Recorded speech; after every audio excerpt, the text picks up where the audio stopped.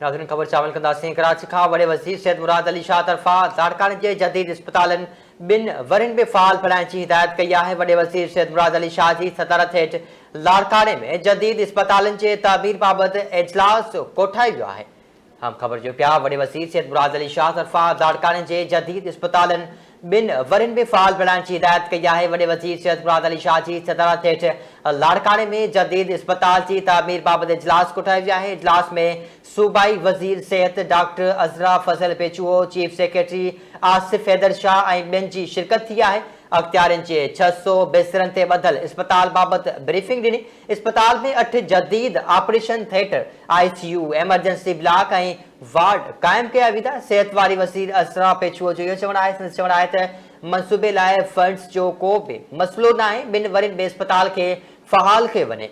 इस्पताल जा 2 टावर हूंदा, जिन मां हिकु टावर ते फौरी तौर कमु शुरू कयो वञे। चेयरमैन बिलावल भुट्टो ज़रदारी लाड़काने वासियुनि खे समूरियूं सहूलियतूं ॾियण जी हिदायत कई आहे। वॾे वज़ीर तरफ़ां इहो चयो वियो आहे मनसूबो मुकमल थियण बैदि लाड़काने वासियुनि खे कराची या ॿियनि शहरनि ॾांहुं वञण जी ज़रूरत न पवंदी। सैयद मुराद अली शाह तरफ़ां इहो चवणु आहे त लाड़काने इस्पताल जो मनसूबो सिंध जे बहितरीन तिबी मर्कज़नि मां हिकु हूंदो।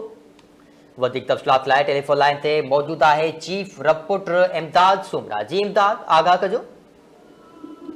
जी बिल्कुल, अवां को ॿुधाईंदा हलूं त वज़ीर आला सिंध सैयद मुराद अली शाह जी सदारत हेठि लाड़काने में जदीद 600 बिस्तरनि वारे इस्पताल जी तामीर बाबति आला सतही इजलास थियो आहे। इजलास में सूबाई वज़ीर सिहत डॉक्टर अज़रा फज़ल पेचुओ, चीफ सेक्रेटरी सिंध आसिफ हैदर शाह समेत लाॻापियल अमलदारनि शिरकत कई आहे। इजलास खे ब्रीफिंग ॾींदे ॿुधायो वियो त लाड़काने में तामीर थींदड़ जदीद इस्पताल बेसमेंट में 6 माले मुश्तमिल हूंदी, जॾहिं त मजमूई तौर ते इस्पताल में 96 बिस्तरनि जी गुंजाइश हूंदी।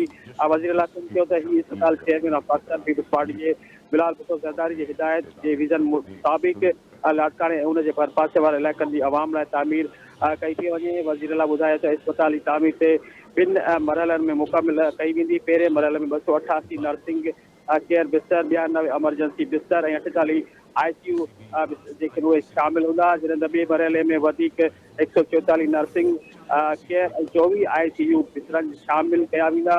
सूबाई वज़ीर सिहत डॉक्टर पेचुओ ब्रीफिंग ॾींदे चयो त इस्पताल में 8 जदीद ऑपरेशन थिएटर, जदीद ICUs, एमरजेंसी ब्लॉक ऐं मुख़्तलिफ़ ख़ुसूसी वार्ड क़ाइमु कया वेंदा। उन खां अलावा इस्पताल में dialysis, radiology, laboratory, blood bank ऐं रिहेबिलिटेशन जी सहूलियतूं मौजूदु हूंदियूं। जॾहिं त वज़ीर आला वधीक चयो त चेयरमैन बिलावल भुट्टो जी विज़न मौजूदु इन मनसूबे जी तकमील सां लाड़काने ऐं वेझनि ज़िलनि जे अवाम खे जदीद तिबी सहूलियतूं पंहिंजे इलाइक़नि में मैसर थींदियूं।